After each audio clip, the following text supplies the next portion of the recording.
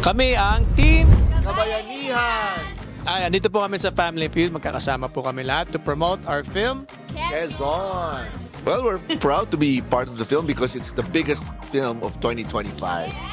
Ang ganda-ganda po ng pelikulang ito. Ito po ang pinaka-last sa Bayaniverse. So please, puntahan niyo po. Promise, ang ganda-ganda nito.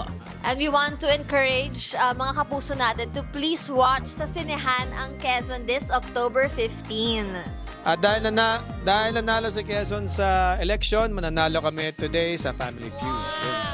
Claiming it. Ang kasama namin dito is 4-time winning contestant. So si Teresa. So ano ang mensahe mo sa Blue? Enjoy lang kayo because sa hulit-huli kami ang nasa jackpot round. Mga kapuso, abangan nyo kami dito sa Family Feud!